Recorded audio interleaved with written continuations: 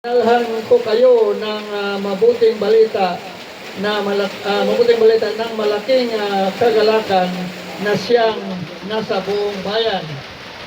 11 sapagkat ipinangaral na sa inyo ngayon na bayan ni David ang isang tagapagligtas na siya ang Kristo ang Panginoon. Okay, talon kayo doon sa verse 20. Verse 20. At nagbalik ang mga pastor sa na lumuwalhati at nagpuri sa Diyos dahil sa lahat ng mga bagay na kanilang narinig at nakita ayon sa sinasabi sa kanila. Tayo po'y manalangin. Dakilang Diyos, maraming salamat po Panginoon sa pagkabasa sa salita po Panginoon. Hiniling po namin Panginoon na kayo ang siyang manguna sa bawat isa sa amin sa oras nito. At gayon din po Panginoon, kayo po Panginoon siyang manguna sa akin po Panginoon. Upang ipahayag ko ang salita sa inyong mga anak. Salamat po ng marami. Pinabalik ko lahat ng pasalamat sa matamis na pangalan ni Jesus sa kanilang. Amen. Okay po muna tayo. Nabanggit ko noon na sa Mateo ay nabanggit ang kapanganakan ng ating Panginoong Jesucristo at sa Lucas ay nabanggit kung siya nanggaling. Sa Mateo, nabanggit ang kanyang kapanganakan at sa Lucas ay nabanggit kung saan siya nanggaling. Baliktad yata. Saan siya nanggaling at ang kapanganakan, parehas lang yung istorya eh. Sa Mateo at sa Lucas, parehas ang istorya, ipinanganak ang Panginoong Jesucristo. Di ba? Okay, nabanggit ko noon na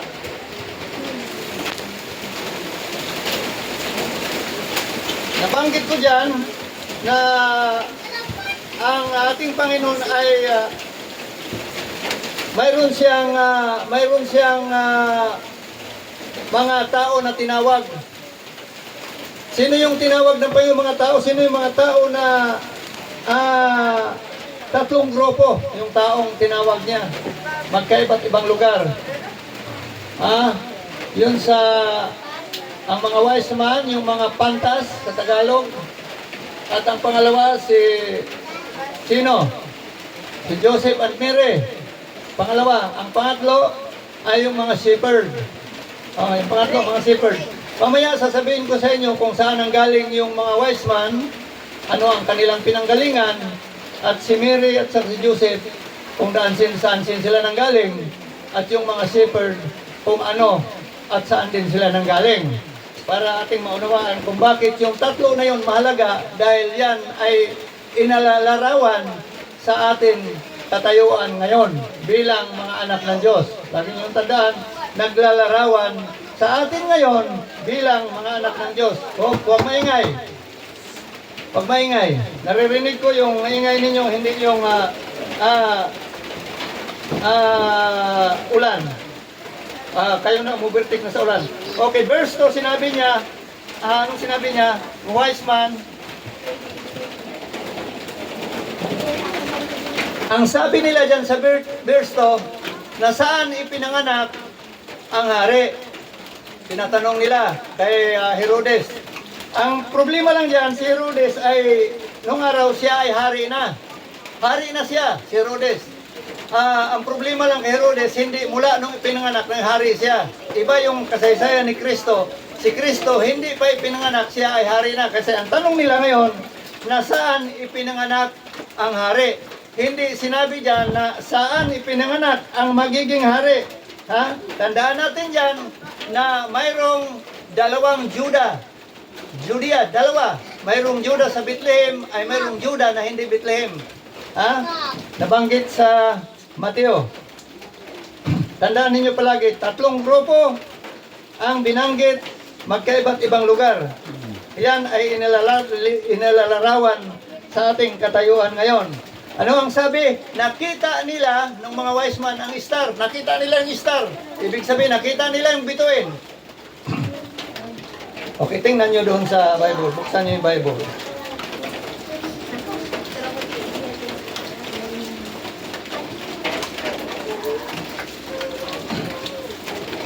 Doon sa, buksan nyo doon sa Mateo. Anong sabi doon sa Mateo sa chapter 2? Chapter 2, sinabi nila sa verse 2, ay nakita nila ang bituin. Yan, pakibasa, Sister Ligaya. Na si Jesus sa Bethlehem ng Judea sa mga kaarawan ng Haring Herodes. Narito ang pantas na lalaki ay nagsilatingan sa Jerusalem mula sa silanganan at nagsasabi, "So, saan naroon ang ipinanganak na hari ng Hudyo? Sapagkat amin nakita ang kanyang bituin sa silangan at naparito kami upang sa isang baon." Nakita nila, sabi niya, nakita nila ang bituin, kaya kanilang sinundan. At bakit nila sinundan? Sapagkat gusto nilang sambahin ng Panginoon. Tandaan ninyo na sinabi ko kanina na tatlong grupo yung mga tao. Yung grupo number 1 ay yung mga wise man. Number 2, si Joseph and Mary. Number 3, yung mga shepherd. Saan sila nanggaling? Ano ang kanilang pinanggalingan? Tandaan ninyo ang ating mensahe ay where God leading you in Christmas. Saan ka dapat ililid ng Panginoon sa ganitong Christmas? Ang iba ay gusto ilid ng Panginoon humihiwalay doon sa pag-leading ng Panginoon sa buhay nila. Hindi sila gusto na ilid sila ng Panginoon sa tama